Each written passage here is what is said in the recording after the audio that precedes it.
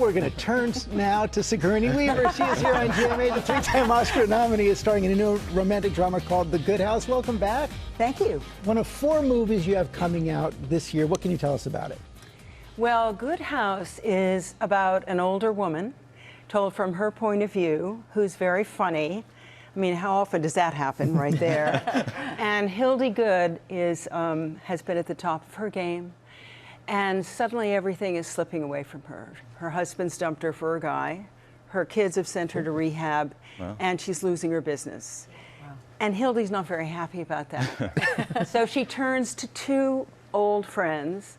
One is Kevin Kline, as my high school boyfriend, playing a hunky garbage man. And the other, for better or worse, is Pinot Noir. And so Hildy takes us into her confidence. That's what really intrigued me about it, because you see Hildy putting on her brave front, like many working women, and then she turns the camera and she really lets her hair down. She tells you how she's really feeling about stuff. And luckily, she is very funny and a lot of fun to be with. So it was that kind of dichotomy between the public face and the very private face that I felt was so charming, and also to be with Kevin.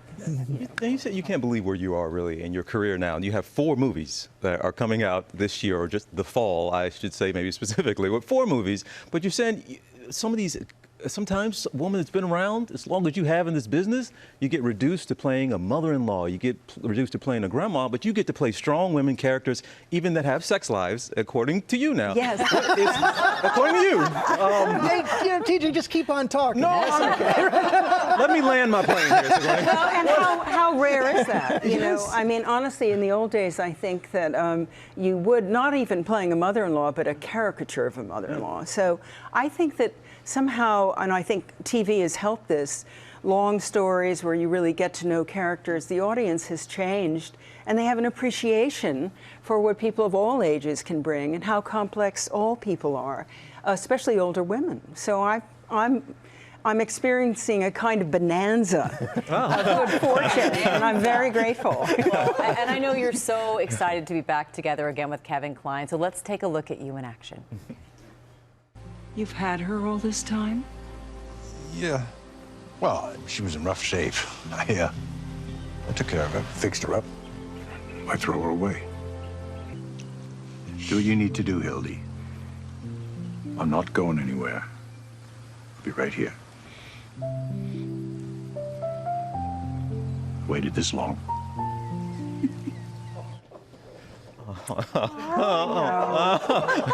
How nice to share the screen with an old friend. Oh, it was such a delight because, well, first of all, Kevin's played everything, kings and princes and everything.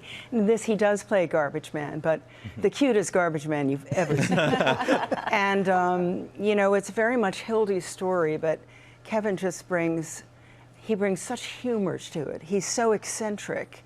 And he's also, I think, because we're such old friends, there's so much warmth between us that you totally buy that we used to, you know, go out or what have you, and it makes a lot of sense. How is it possible that your drama professors did not encourage you when you were starting?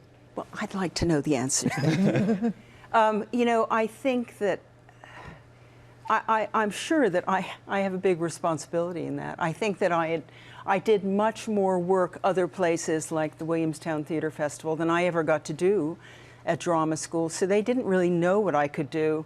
And I loved weird black comedy. I did a lot of stuff at the Yale Cabaret, and they began to take back their sort of, their very harsh evaluation of me. But, you know, I feel like there are a lot of people in my class who were asked to leave who never got a chance to show what they could do. And I don't think art school needs to do that.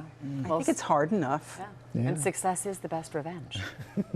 There you go. You know, did it have an impact on you early on? Or did it motivate you, or did it kind of upset you and hold you back a little? I'm sure it very much upset me because, of course, they're your teachers and you believe what they say. But I think it also motivated me. Mostly, I'm so grateful for all the support I got from my peers, from Christopher Durang and Wendy Wasserstein, who just always championed me, always believed in me. And certainly once I hit the ground running in New York it was still challenging, but at least I was free to audition, you know, to look at backstage. And my first job was with Sir John Gielgud. So, Wow. you know, it's a democracy once you get to New York. So 4 films in the fall, and among them, the Avatar sequel, the much anticipated, and you're playing a teenager. I play a 14-year-old girl named Carrie, who feels more at home in the forest with the animals and plants than she does with people. And I must say it was a very exciting job that Jim Cameron cooked up for me. Although he does say I'm very mature, and I really am 14 anyway, so it wasn't that hard. But anyway, it's a great film. All 4 of my films are so good, so different, and I don't mean to sound conceited, but it's not that I think they're so great, but I just feel so fortunate that sort of all this hopscotching I've always tried to do between genres, suddenly I have like this bouquet of things coming out that are all so different. I'm just sort of amazed. Fortunate for all of us who watch as well. Thank you for coming in. Thank you. The Good House hits theaters this Friday. Well, hey there, GMA fans. Robin Roberts here. Thanks for checking out our YouTube channel. Lots of great stuff here. So go on, click the subscribe button right over here to get more of awesome videos and content from GMA every day, anytime. We thank you for watching, and we'll see you in the morning on GMA.